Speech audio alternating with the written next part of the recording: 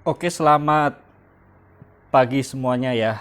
Kita memasuki pertemuan ketiga ekonomi wilayah dan perkotaan. Di pertemuan ketiga ini kita akan membahas tentang urbanisasi dan pertumbuhan kota. Ya tentu aja kalau kita bicara soal kota dan juga pertumbuhannya, kita nggak akan lepas dari konsep urbanisasi. Nah, menurut Daljuni ya, urbanisasi ini dipahami sebagai proses menjadi kawasan perkotaan, migrasi masuk kota, perubahan pekerjaan dari petani menjadi yang lain, juga menyangkut perubahan dalam pola perilaku manusia. Jadi ada proses menjadi kawasan perkotaan, ada migrasi masuk kota, ada perubahan pekerjaan dari yang semula bertani menjadi selain bertani. Juga menyangkut perubahan dalam pola perilaku manusia. Ini adalah definisi menurut Daljuni yang dikutip dalam buku yang kita pakai ya. Nah, kalau di dalam bukunya Nia Pontoh dan Iwan Kustiwan ini mengambil definisi bahwa urbanisasi ini secara harfiah berarti proses pengkotaan, yaitu proses menjadi kota. Nah, kalau kita bicara dalam tatanan nasional atau dalam tatanan sebuah negara, urbanisasi itu terjadi ketika jumlah penduduk yang tinggal di kota itu meningkat. Jadi kalau meningkat ini maksudnya persentasenya ya. Jadi kalau makin banyak proporsi penduduk di sebuah negara tinggal di sebuah perkotaan, jadi makin banyak nih proporsi penduduk yang tinggal di kota dalam sebuah negara, maka negara tersebut mengalami urbanisasi. Nah, namun memang definisi yang juga digunakan di dalam buku Nianto dan Iwan Kustiwan tadi juga mengambil konsep dari Philip Hauser dan Robert Gardner, di mana pertumbuhan kota dan urbanisasi ini dibedakan. Nah, kalau menurut Hauser dan Gardner ini, urbanisasi itu baru dapat terjadi kalau laju pertumbuhan penduduk di kota lebih besar daripada laju pertumbuhan penduduk di desa. Sehingga terjadi perubahan proporsi penduduk yang mendiami kawasan perkotaan. Makin banyak orang yang tinggal di kota. Namun bukan berarti pertumbuhan kota juga nggak terjadi. Ya namanya terjadi pertumbuhan penduduk, ya kota ini tentu akan berkembang. Apakah berkembangnya berkualitas atau tidak, itu tentu perkara lain. Nah, pertumbuhan sebuah kota ini terjadi karena dua hal umumnya ya. Pertama, pertumbuhan alami yang asal dari selisih antara kelahiran dan kematian, dan juga adanya reklasifikasi dan migrasi.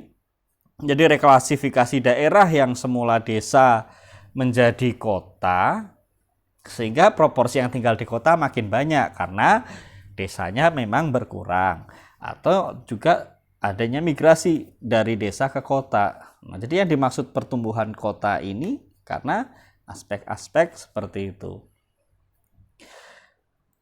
Nah, urbanisasi itu pada dasarnya merupakan fungsi dari pertumbuhan ekonomi. Maksud kalimat ini adalah pertumbuhan ekonomi mengakibatkan urbanisasi. Nah, jadi makin tinggi pertumbuhan ekonomi sebuah negara, makin tinggi urbanisasinya. Karena pertumbuhan ekonomi itu di kota lebih cepat dibandingkan di desa, maka ini mendorong orang-orang untuk melakukan urbanisasi untuk mencari kehidupan yang lebih baik. Karena di kota menawarkan penghasilan yang lebih besar. Salah satu bukti urbanisasi ya mungkin beberapa dari kalian mungkin asalnya dari desa, kuliah di Tangerang, di kota, Tangerang Selatan, dan mungkin nanti penempatannya di kota juga gitu. Jadi kalian meninggalkan desa kalian, bisa jadi nanti penempatannya di kota. Tujuannya karena apa? Karena kalian mencari kehidupan yang lebih baik. Kalau kehidupan kalian di desa lebih baik, kenapa harus kuliah di stan? Kan seperti itu. Nah, namun memang ada hubungan timbal balik antara urbanisasi dan pertumbuhan ekonomi. Jadi memang diskusinya saat ini, urbanisasi dan pertumbuhan ekonomi ini saling mempengaruhi satu sama lain, ada hubungan timbal balik. Pertumbuhan ekonomi mempercepat urbanisasi. Kita sama-sama tahu sudah dibahas tadi. Tapi di sisi lain, urbanisasi juga mempercepat pertumbuhan ekonomi. Kenapa? Karena dengan terjadinya urbanisasi kan populasi penduduk semakin banyak. Sehingga ketika jumlah orang ini semakin banyak, memungkinkan terjadinya spesialisasi tenaga kerja yang sangat dibutuhkan untuk perkembangan industri. Salah satu fitur dari revolusi industri adalah spesialisasi tenaga kerja. Untuk bisa spesialisasi tenaga kerja, kita butuh orang dalam jumlah banyak. Jadi misalnya ada orang, kalau misalnya kayak pabrik perakitan mobil misalnya, ada yang cuma masang-masangin baut aja di area tertentu. Nanti ada orang lain yang bagian nyambung-nyambungin apa. Jadi mobil itu nggak dikerjakan satu orang atau 10 orang tidak dikerjakan satu orang menyelesaikan satu mobil gitu. Tapi orang ini cuman kayak pakai alat masang-masangin mur di sebelah kanan, yang sebelah sana masang-masangin mur di sebelah kiri, yang sebelah sana masang-masangin pintu gitu misalnya. Dengan spesialisasi tadi memungkinkan terjadinya perkembangan industri. Nah, selain itu, dengan adanya kemajuan teknologi, kebutuhan di sektor pertanian semakin berkurang. Yang tadinya yang harus menggarap sawah itu orangnya banyak, dengan adanya traktor, dengan adanya alat panen misalnya. Kalau kayak di negara maju, mereka memanen kentang itu nggak mengutin lagi, cuma naik kayak mirip traktor lah, tapi fungsinya itu mengutin kentang gitu. Jadi kebutuhan di sektor pertanian ini pada hakikatnya akan semakin menurun gitu, karena perkembangan teknologi. Di sisi lain, karena perkembangan teknologi, muncul ragam kebutuhan tenaga kerja baru.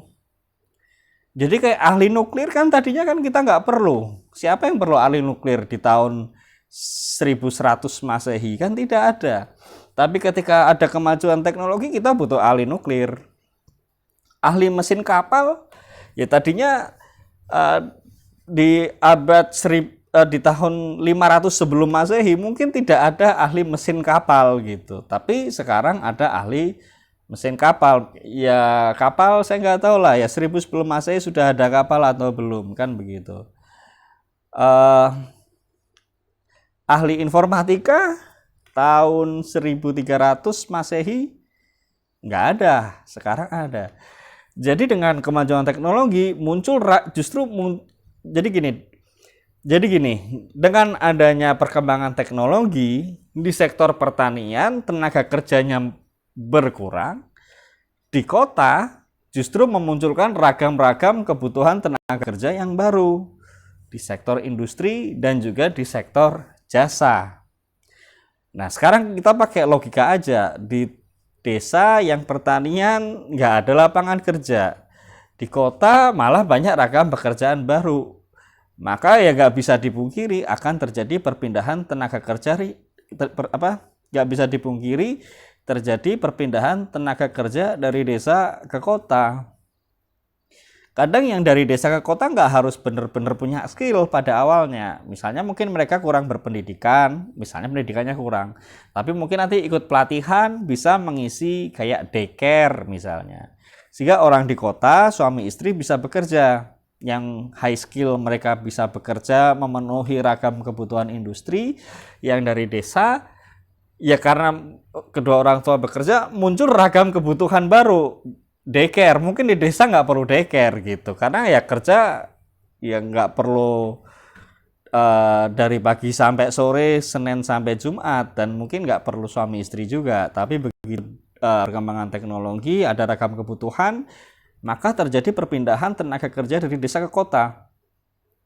Itu dari sisi penduduknya, belum dari sisi industrinya. Industri ini kalau dia mengelompok di kota mengakibatkan external economies of scale. Economies of scale itu adalah peningkatan produktivitas ya. Jadi ibaratnya kalau tadinya kalau produksi sendiri-sendiri dengan modal 1.000 yang dihasilkan 10, kalau kita berkelompok dengan modal masing-masing sama-sama tetap 1.000, yang dihasilkan masing-masing bisa menghasilkan 50. Karena adanya economies of scale. Nah, external economies of scale adalah economies of scale yang terjadi di luar perusahaan itu sendiri. Jadi perusahaan-perusahaan ini kumpul, mereka bisa meningkatkan produktivitas karena kumpul. Jadi misalnya, dan itu bukan dari internal perusahaan tadi, tapi karena dari perusahaan lain yang eksternal, yang sifatnya eksternal. Jadi misalnya kayak perusahaan mobil misalnya kumpul di Karawang, kalian jangan kira misalnya mobil Toyota itu semuanya spare partnya diproduksi Toyota gitu dari A sampai Z. Enggak, banyak spare part yang diproduksi oleh pihak ketiga. Nanti Toyota tinggal rakit. Ya tentu ada beberapa komponen yang asli dari Toyota, tapi banyak yang juga dari vendor lain, pihak ketiga, terus rakit gitu. Yang saya pernah dengar ketika Wuling, produsen mobil Wuling itu buka pabrik, itu nggak semua lahan yang dia miliki dia bangun pabrik sendiri, enggak. Jadi ada lahan juga yang dia siapkan untuk vendor-vendor pihak ketiga untuk mensuplai spare part untuk Wuling misalnya. Jadi karena mereka itu berkelompok, maka terjadi economies of scale. Teknis secara detail economies of scale kita bahas di tengah semester kedua insya Allah, karena aspek ekonominya akan kita bahas di sana. Tapi ibaratnya kalau kita mungkin kasih sedikit spoiler ya, external economies of scale ini terjadi karena misalnya ada modal yang bisa dipakai bersama. Jadi misalnya kalau dia pabrik sendiri, maka truk yang antar spare part misalnya perusahaan ini butuh barangnya 1.000, padahal daya angkut truknya 20.000. Nah, maka ongkos kirimnya kan dia tanggung sendiri. Tapi kalau dia itu di kawasan industri, satu truk tadi bisa melayani 20 pabrik, sehingga ongkos kirimnya dibagi 20.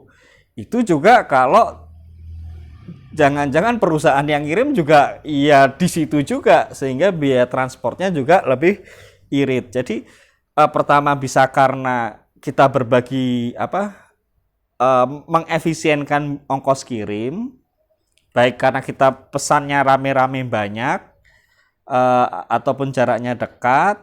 Kadang satu modal bisa kita pakai berdua atau bertiga, misalnya yang mengadakan mesin cukup satu perusahaan, bisa dipakai 4 perusahaan sekaligus, yang 3 sewa, sehingga perusahaan yang beli peralatan ini dia dapat ongkos sewa, biaya perusahaan yang sewa nggak perlu beli modal, jadi mereka saling menghemat begitu, dan masih banyak lagi.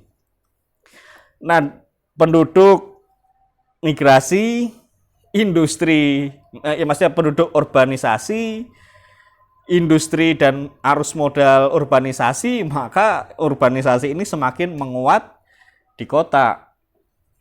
Nah, cuma memang di negara berkembang, urbanisasi itu tidak selalu dibarengi dengan industrialisasi. Nah, jadi kadang di negara berkembang urbanisasinya terjadi, tapi industrialisasinya nggak terjadi. Selain itu, di negara berkembang punya laju urbanisasi yang lebih besar dibandingkan negara maju. Maksudnya gini, orang yang datangnya banyak, maksudnya begini, orang yang datang ke laju urbanisasi di negara berkembang ini lebih besar daripada di negara maju. Lebih banyak orang dari desa pindah ke kota di negara berkembang daripada kejadian di negara maju. Itu menurut bukunya. Cuman memang kalau kita mau pakai logika, negara maju juga dulu ketika statusnya masih negara berkembang, laju urbanisasinya tinggi juga. Yaitu di masa awal revolusi industri itu laju urbanisasinya juga besar sekali, dan di kota-kota seperti London pun juga terjadi perkampungan kumuh waktu itu. Huniannya sempit-sempit, misalnya satu apartemen dihuni banyak orang. Jadi sebenarnya sama aja, cuma memang kita posisinya sedang di posisi berkembang. Kita stop, pause dulu ya.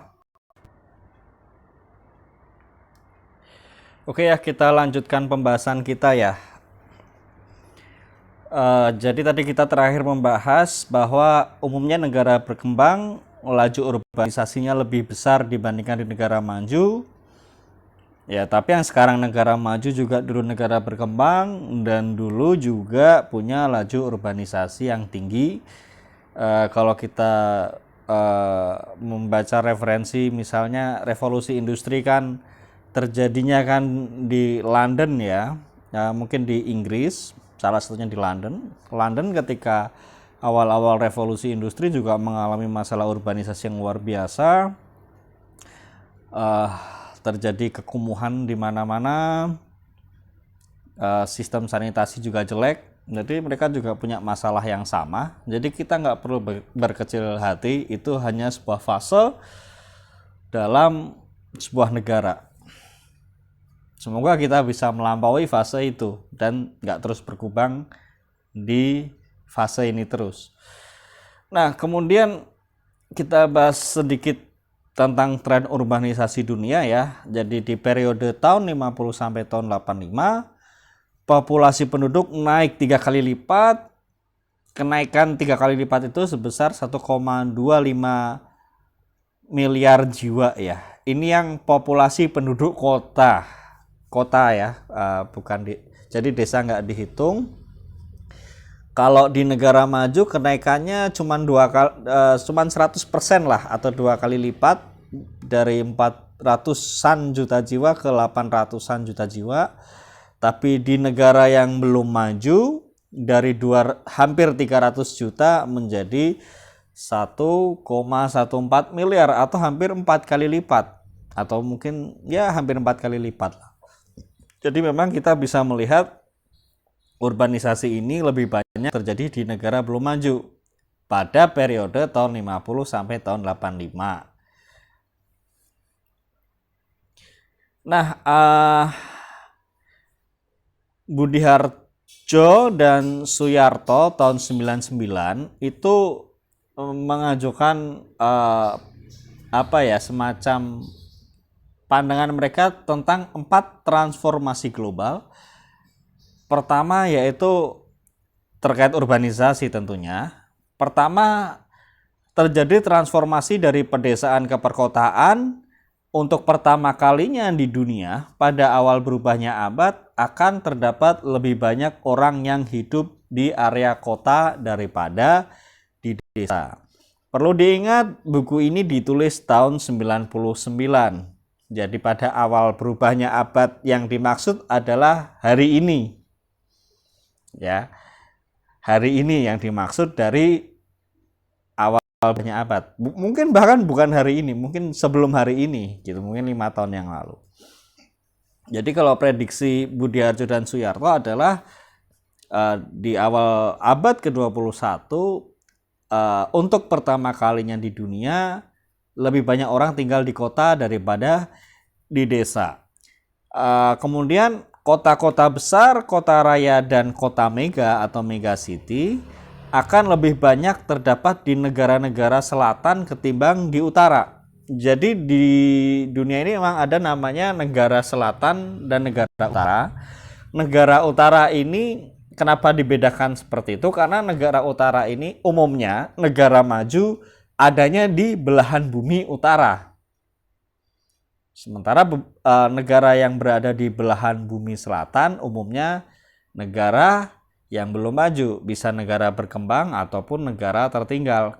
Kecuali mungkin Australia dan Selandia Baru dan Singapura, saya nggak tahu masuk belahan bumi utara atau selatan. Jadi ya Australia dan Selandia Baru mungkin adalah contoh outlier di negara selatan.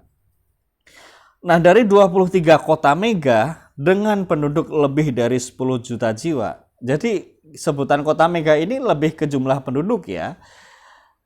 Dari 23 kota mega dengan penduduk lebih dari 10 juta jiwa, 18 diantaranya ada di Asia, Afrika, dan Amerika Latin. Hanya 5 kota mega yang berada di negara maju.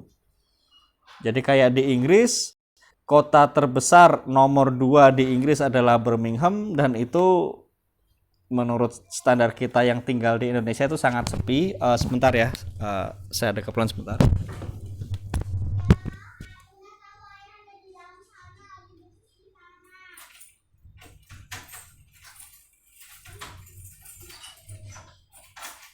Lagi rekaman materi kuliah ya. Oh, gua udah di sini, Bos.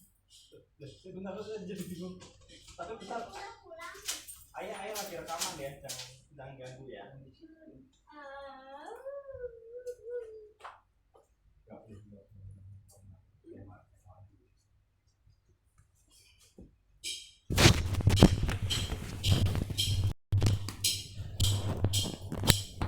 Nah, kemudian penduduk mulai bergerak dari sektor formal ke sektor informal. Jadi semakin berkembangnya urbanisasi justru akan memajukan sektor informal dibanding sektor formal karena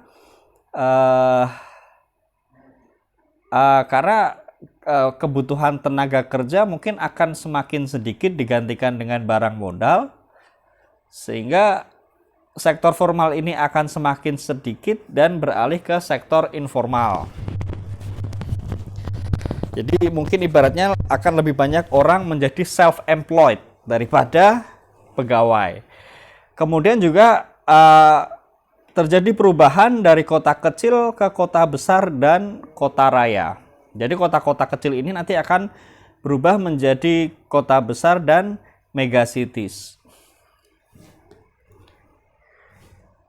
Nah, berikutnya kita bahas ya. Ini tren urbanisasi dunia. Kemudian kita bahas faktor-faktor penyebab urbanisasi. Ada faktor pendorong, ada faktor penarik. Faktor pendorong itu adalah sesuatu di desa yang mendorong orang untuk keluar dari desanya. Faktor penarik itu adalah apa yang ada di kota yang menarik orang untuk datang ke kota. Sebentar ya, sorry ada gangguan teknis.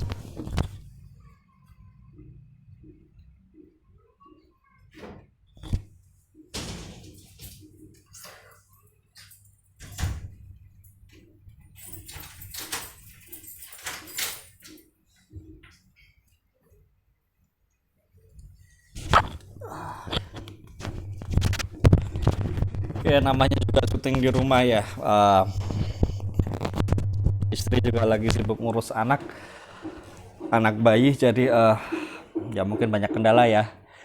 Faktor pendorong yaitu pertama, semakin terbatasnya lapangan kerja di desa. Sudah kita bahas di desa ini karena kemajuan teknologi, sektor pertanian, kebutuhan tenaga kerja berkurang. Lapangan kerja di desa terbatas, sehingga muncul kemiskinan di desa. Nggak semua orang di desa beruntung punya lahan yang cukup untuk bertani. Kalau mereka tuan tanah, tanahnya banyak, enak bisa bertani, bisa mengelola tanahnya sendiri. Tapi mereka yang kurang beruntung, ya wassalam gitu. Kemudian juga transportasi desa kota yang semakin lancar, tingginya tingkat upah buruh di kota daripada di desa, ini memang tertulis seperti ini ya. Masuk dalam faktor pendorong ini seperti ini di buku, tapi ini seharusnya mungkin masuk ke faktor penarik ya. Kemudian bertambahnya kemampuan membaca atau menulis atau tingkat pendidikan masyarakat desa. Jadi masyarakat desanya juga tingkat pendidikannya makin maju. Mungkin disuruh ngurus sawah juga males. Kalian sendiri ngapain coba daftar ke stan? Kenapa nggak ngurus sawah di rumah? Atau kenapa nggak jadi buruh tani di desa kalian? Ya kalian tahu sendiri jawaban kalian kan? Dan kemudian juga tata cara dan adat istiadat yang kadang-kadang dianggap sebagai beban oleh masyarakat desa gitu. Jadi juga kadang hidup di desa itu tata cara dan adat istiadatnya kadang-kadang kita anggap beban gitu. Nah, faktor penarik ini berarti ada sesuatu di kota yang menarik orang pindah ke desa.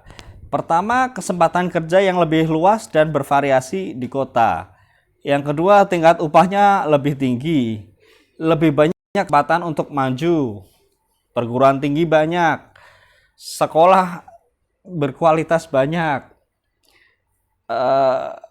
komunikasi, perdagangan dan lain-lain banyak gitu. Kalian mau buka usaha dengan jumlah penduduk sebanyak itu,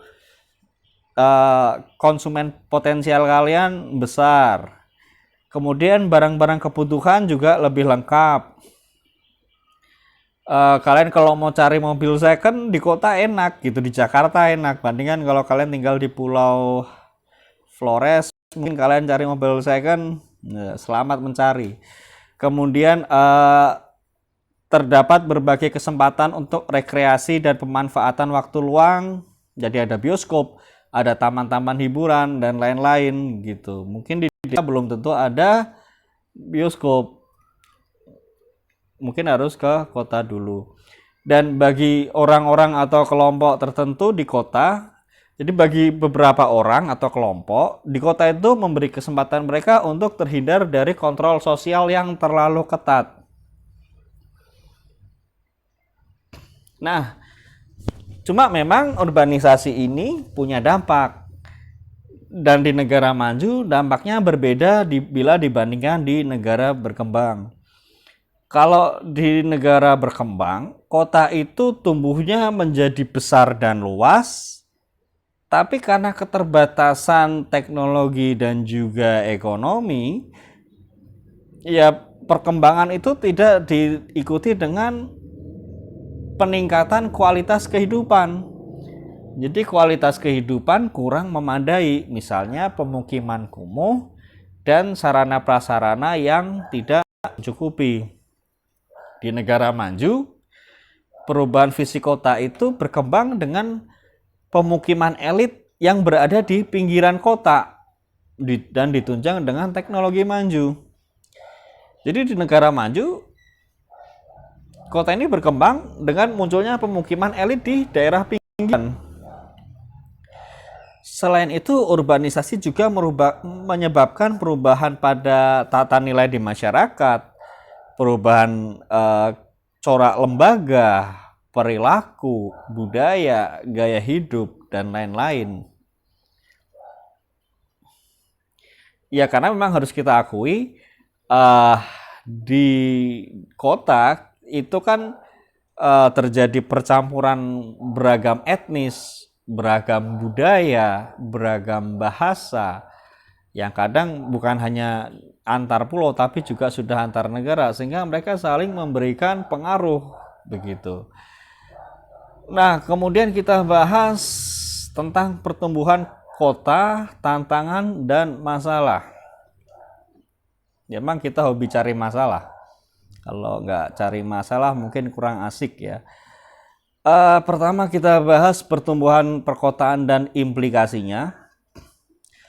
Pertumbuhan populasi perkotaan ini, pertumbuhan populasi perkotaan yang sangat pesat berdampak terhadap kebutuhan sarana dan prasarana perkotaan. Nah, di negara berkembang ini terjadi di negara berkembang Jadi di negara berkembang terjadi kegagalan untuk meningkatkan suplai air bersih, sistem sanitasi, suplai perumahan dan transportasi untuk mengimbangi pertumbuhan populasi. Ya kita nggak usah jauh-jauh. Kalian mungkin ini ya tinggal di Bintaro mungkin baru 1 semester ya. Di Bintaro saja ya suplai air ada. Apakah airnya air bersih? Belum tentu. Kalian mau lihat orang di sungai itu nggak usah jauh-jauh. Kalian keluar dari perimeter bandara itu, belok kanan, nggak jauh dari situ orang itu sudah mandi di sungai, buang air besar di sungai, cuci baju di sungai. Itu deket bandara internasional Soekarno-Hatta yang gerbang internasional begitu. Masalah suplai air bersih di perkotaan ini masalah yang nyata gitu, dan itu terjadi di kawasan metropolitan Jabodetabek. Kalian di Jakarta ya tahu sendirilah airnya seperti apa begitu. Jadi kalau air PDAM sih rada mendingan ya, cuman memang kaporitnya rada banyak. Ya kalau mau diminum rutin untuk minum setiap hari ya do it with your own risk ya.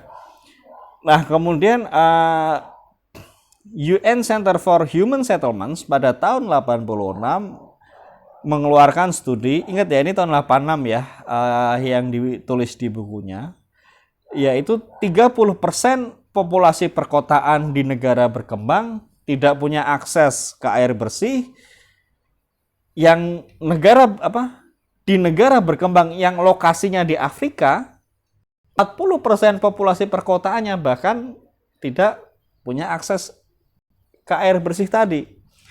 Jadi kalau secara global 30% populasi perkotaan nggak punya akses ke air bersih, di Afrika 40%-nya yang tinggal di kota ya. Sementara 40-50% populasi perkotaan di negara berkembang hidup di perumahan kumuh dan perkampungan. Nanti kalau kalian misalnya ada yang dinas di Jakarta, mungkin kalian akan paham. Nah,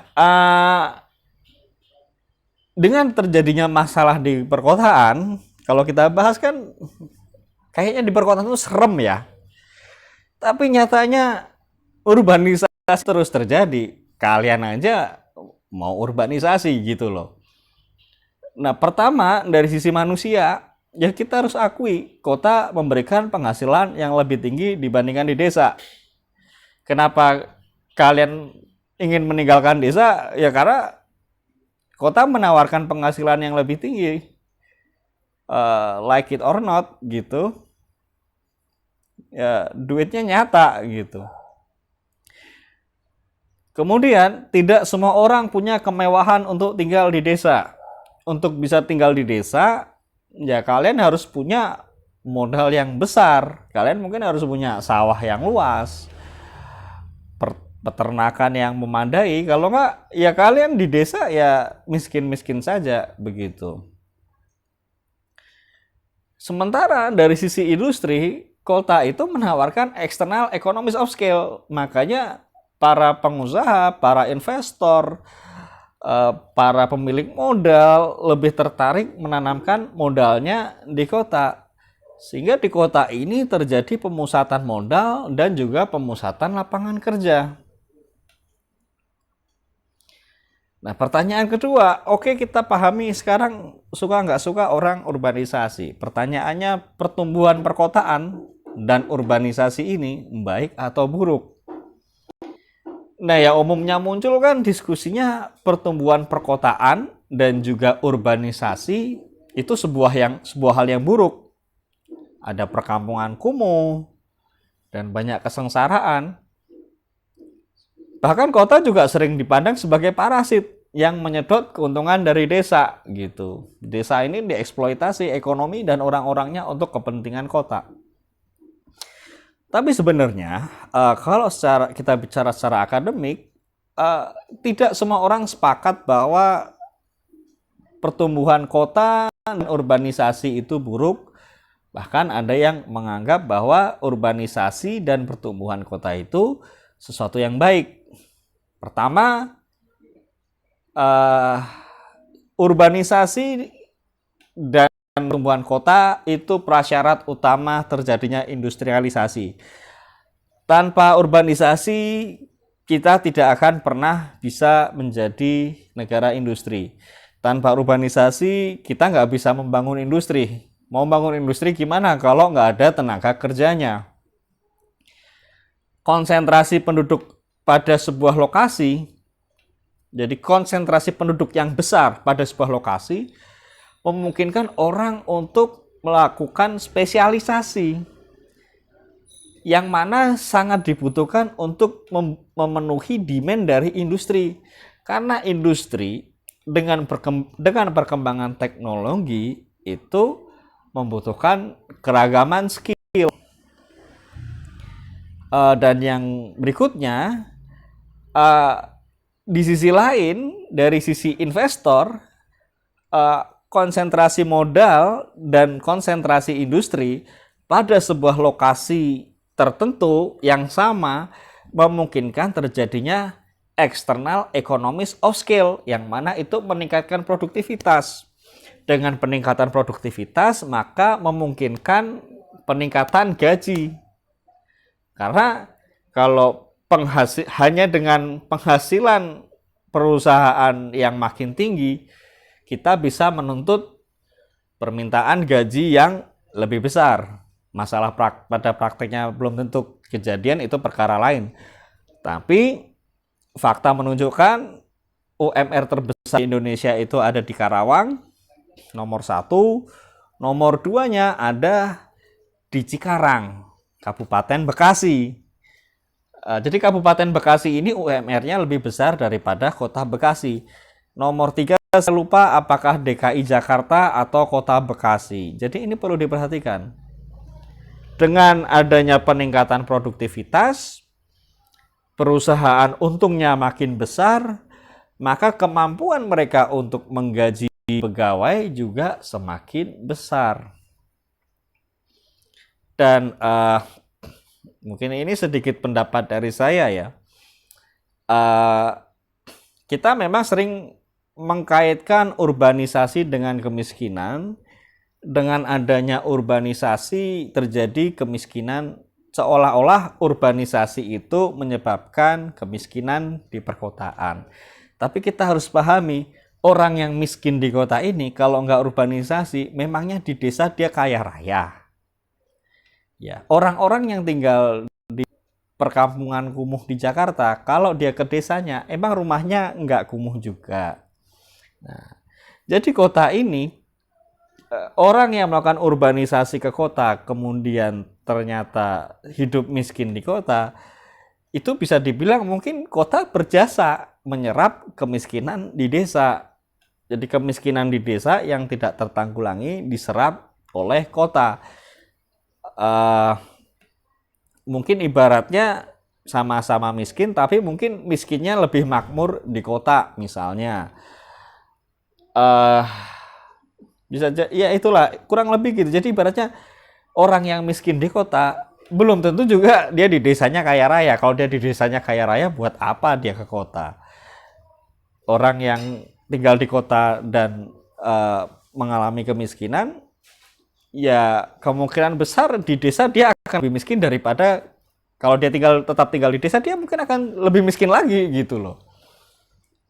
Nah, kurang lebih seperti itu. Tapi memang kalau dalam kondisi resesi seperti sekarang, terbukti kalau tinggal di desa kelebihannya, sesusah-susahnya kalian hidup di desa, ya masih ada hasil ladang lah. Kalau di kota, kalau kalian nggak punya uang, ya bener-bener nggak ada yang dimakan gitu. Nah, kemudian pertanyaan berikutnya, haruskah pemerintah melakukan intervensi atas pertumbuhan kota? Jadi apakah pemerintah ini harus melakukan intervensi atas pertumbuhan kota dan urbanisasi atau tidak? Nah, pertama kita harus sadari bahwa manusia ini terlahir bebas dan merdeka. Jadi tidak boleh ada orang mengatur-ngatur orang lain harus begini dan harus begitu. Maka kalau pemerintah mau melakukan intervensi, kita harus tahu, kita harus punya alasan gitu loh. Karena ketika kita intervensi kan itu artinya kan kita mengatur, ya. Mengatur ini dalam bentuk orang kita larang atau orang kita pindahkan atau bagaimana gitu. Padahal kan orang ini padahal kita semua terlahir bebas dan merdeka. Jadi kalau negara mau melakukan intervensi, mau mengatur urusan manusia, mau melarang atau menyuruh seseorang melakukan sesuatu, harus ada alasannya. Nah, beberapa alasan yang dapat dijadikan landasan atau dasar bagi pemerintah untuk melakukan intervensi atas pertumbuhan kota itu kurang lebih umumnya ada 3. Pertama, pasar mungkin tidak kompetitif. Kekuatan pasar yang mengatur pertumbuhan perkotaan bisa jadi berada di tangan segelintir orang. Jadi mungkin karena ekonomi ini dikuasai oleh segelintir orang, sehingga pertumbuhan perkotaan ini mungkin tidak seperti yang seharusnya seandainya pasar itu kompetitif. Nah, maka mungkin karena ada kondisi di mana market power ini dipegang oleh segelintir orang, maka pemerintah mungkin perlu melakukan intervensi. Kurang lebihnya gini, pemerintah ketahui equilibrium sekarang di mana. Nah, yang efisien yang mana.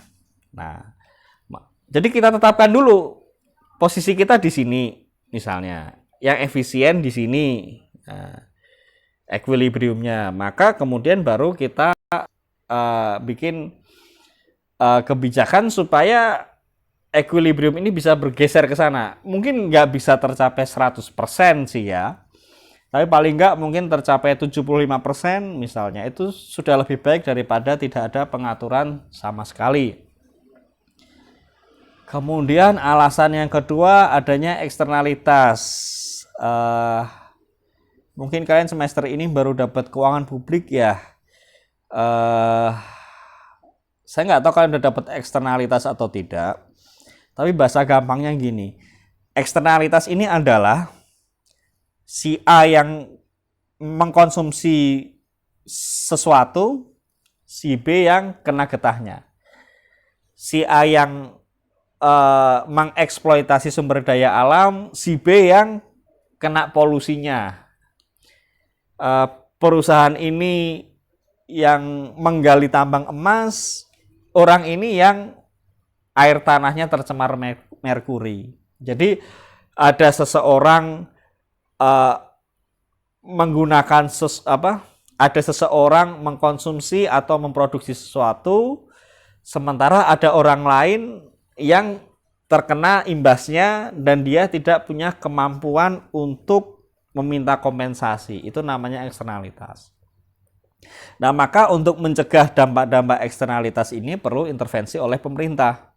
Itu sebabnya kenapa sebuah usaha kalau ingin membuka usaha di Indonesia harus mengurus perizinan, supaya sebagai kontrol pemerintah bahwa tidak terjadi eksternalitas. Jadi ketika mengajukan izin membangun pabrik sudah direncanakan, oh pengolah limbahnya di sini, limbahnya diolah di sini, nanti dibuangnya kemana. Nah, itu kemudian kita teliti apakah sudah ada rencananya, kemudian juga diawasi. Nah, itu lebih seperti itu. Nah, dan alasan yang ketiga yang bisa kita jadikan dasar pemerintah untuk melakukan intervensi adalah adanya kesenjangan ekonomi dan kesenjangan sosial. Karena bagaimanapun, prasyarat utama ekonomi sebuah negara itu berjalan adalah adanya stabilitas ekonomi, adanya stabilitas sosial. Syarat utama ekonomi di sebuah negara itu dapat berjalan adalah adanya stabilitas sosial. Masyarakat hidup damai, rukun, dan tentram. masyarakat bisa hidup damai, rukun, dan tentram ini salah satunya adalah dengan mengurangi kesenjangan ekonomi dan sosial. Kalau semua orang hidupnya kenyang, perutnya kenyang, hidupnya cukup, nggak ada kekurangan, mungkin kesenjangan ekonomi ya nggak apa-apa lah. Yang penting perut saya kenyang, saya bisa jalan-jalan, nggak ada masalah. Tapi ketika kita hidup di negara di mana masih banyak orang yang perutnya lapar, penghasilan 5 juta sebulan itu sudah wow gitu, kesenjangan ekonomi ini harus kita perhatikan. Kecemburuan sosial bisa mengakibatkan kekacauan. Ibaratnya apalagi masa resesi seperti ini. Orang kalau sudah perutnya lapar, tidak punya pekerjaan, punya banyak waktu luang, masa depan dia juga nggak tahu entah kemana. Nah, itu sangat mudah untuk diprovokasi. Maka kesenjangan ekonomi dan sosial menjadi perhatian yang utama, terutama harusnya jadi perhatian utama, terutama di negara berkembang seperti Indonesia. Hati-hati mengelola kesenjangan ekonomi dan sosial ini, apalagi di masa pandemi. Jangan aneh-aneh, jangan neko-neko. Yang penting ya semua gitu, semua jangan neko-neko, ya rakyatnya, ya pemerintahnya, dan lain-lain gitu. Kita hindarkan kesenjangan ekonomi dan sosial, apalagi di masa-masa seperti ini. Nah, ternyata masih ada ya masalah-masalah perkotaan sebagai implikasi pertumbuhan perkotaan. Jadi kita pertama, jadi ada beberapa masalah-masalah perkotaan ya sebagai implikasi dari pertumbuhan perkotaan. Pertama, adanya kota yang ukurannya lebih besar, excessive size itu ukurannya tuh terlalu besar yang melebihi kapasitasnya. Jadi kotanya ini penduduknya itu sangat besar, tapi kemampuan finansial untuk mengelola masyarakat sebanyak itu nggak cukup. Sehingga masyarakatnya banyak yang hidup miskin, ruang terbuka hijau mungkin sulit, air bersih kurang, dan lain-lain.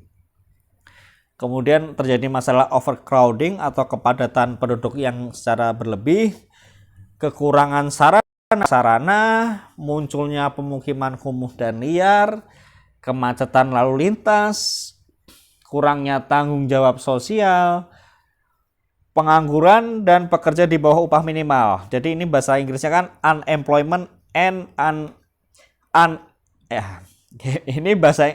ini bahasa Inggrisnya adalah unemployment dan underemployment. Unemployment, orang ini nggak punya pekerjaan. Kalau underemployment, dia tuh punya pekerjaan, tapi pekerjaannya part time doang.